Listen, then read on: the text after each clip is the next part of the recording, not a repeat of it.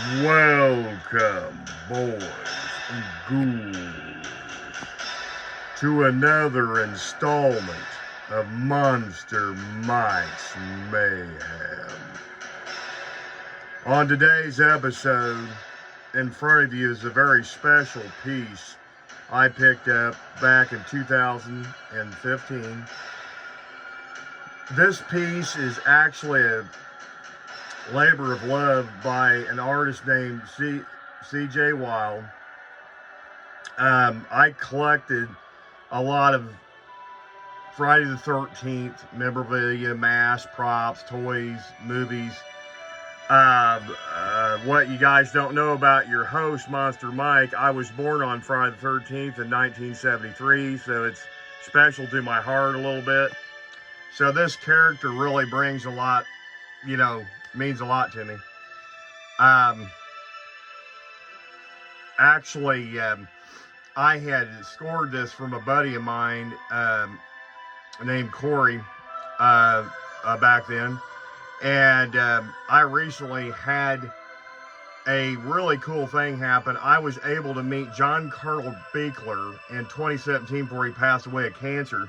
I don't know if y'all guys out there in Monsterland know that John Carl Beekler passed away recently of cancer, but he did, unfortunately. Rest in peace, John. But yeah, I was able to have a conversation with John a few years back. And I also, of course, I know Kane, and they both sat there and they acknowledged, they looked at the piece and they acknowledged this is the pull blank mold of the 1987 cult classic Friday the 13th Part 7, The New Blood. I confirmed this with Kane and with John Carl back in 2017 at a Horror Hound convention I went to. I was very, very impressed with John. He explained to me how the prosthetics were put on Kane's face and the process, how to put the denture appliance piece in his mouth, and then he actually had to build around it. I don't know if anybody knew this, but it was a very tedious task to put Kane in this special costume in 1987's A New Blood. Kane confirmed all this with me through John Carl. I guess a lot of these pieces, I guess CJ Wild only made 2. This is 2 of 2 copy blank pulls from the movie Mask.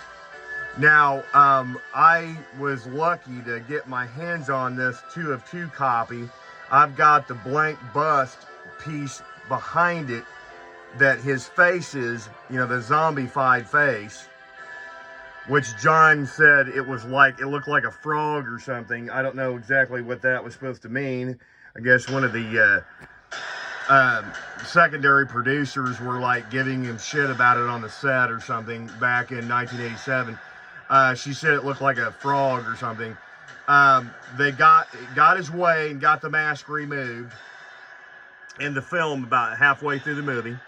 He originally went and had it removed towards the beginning of the movie, but they refused. He finally got his way and had Kane's mask. If you remember correctly, Tina is following him up the stairs, and a glass globe, like a light, swings and hits him in the chest. But he said he wanted to hit him in the face. That was how the script was wrote. That's what Kane told me. So it hit him in the face, knocked him backwards, and he went through Boltwood stairs into the basement of the old house. Tina was pulled down. What had happened was, during the scene, he said that Tina looked at him, and all of a sudden his mask started to tighten around his head, and it cracked down the middle and split open, and it fell off. That's how his face was finally exposed in Friday the 13th Part 7. Kane said there was a lot of different ways they were going to film the shot, but it just didn't work, so they went with that one. When he pulled her into the basement, I guess she had to fall all the way to the padding on the floor in a basement. So she actually got her SAG card because of those stunts in Friday the 13th Part 7. So if you see Laura Park Lincoln, you can ask her about that at any convention. She is SAG certified now. That was pretty interesting to find out. I recently got to meet Laura back in 2022 at the recent Days of the Dead over here by my house, and she was discussing how they were going to be filming a prologue or something to the Friday the 13th Part 7, where it shows where Tina went after the events of Part 7's destruction of the house and everything, and that, you know, her and her boyfriend got away. It's going to show her where she ended up at. But I thought it was really cool that that had happened in the film, and nobody really knows much more about it, but she said it's going to be filmed in 2023 and be released pretty soon. I don't know if it's going to be like a fan-made film or something, but she didn't go into detail. But be looking for Laura Park Lincoln's updated film for Part 7, where Tina ends up at with her kinetic powers. So we know that she fought Jason in Part 7, and she practically beat him, and he didn't like that. And so we know that, you know, we know that she brought her father back at the end of the film, and he put a large chain around his neck and pulled him back under the water. And that's where he sat until Part 8, Jason Takes Manhattan. One of my other favorites in the Paramount Pictures, you know, franchise. I know a lot of people have hang-ups on Part 8, but I personally like it. I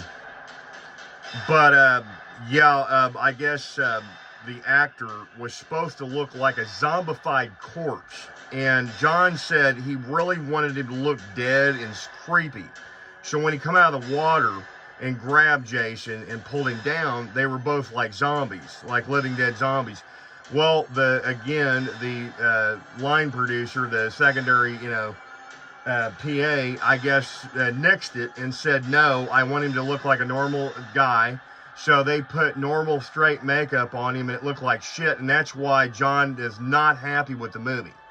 I don't know if people knew, but John Carl Buechler was not happy about it, and he really, it kind of tunes out when you talk about it. I've noticed it before when I was talking to him with him back in 2017 before he passed, but this is J.C. Wild blank pull of the Friday the 13th Part 8 The New Blood. You see the beautiful detail in this mask. I mean, look at that. Gunshot wound. His zombified clear eye. There's his nostril torn up. There's the teeth from Part 4, if you remember. There's the rip in his face when the boat motor in 6 hit him in the face and ripped his face up. There's the famous Part 4 machete blade hit in the eye from Tommy Jarvis in Part 4, the final chapter. There's the axe point hit in his head from Part 3 and 3D from Chris Higgins. You can see the slash mark up there. Yes, he did get shot in the face a couple of times later on in the movie by Tina's boyfriend with a .45 automatic in Part 7, The New Blood. Yes, this is an actual blank pull mold from the original movie, 2 of 2, that C.J. Wild did years and years ago. John Carl Buechler and Kane Hodder signed off on this in 2017, stating that this was an actual beautiful prop from the movie. And you can see the beautiful outline of the Part 7 hock.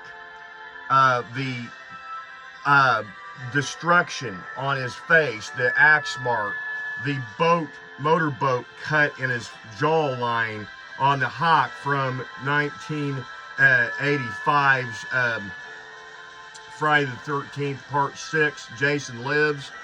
And then, that was from Tommy Jarvis. And then you got the squiggle line mark on his nose when Tina dropped an entire roof on his head and knocked him down the stairs, and he got that squiggle line. That's what Kane Hodder told me back in 2017. That's where that came from. When he hit, that was a practical mark that was left after the production. They left it in. If anybody wants to know some Friday the 13th trivia, there you go. That was actually made on set in 1987. So,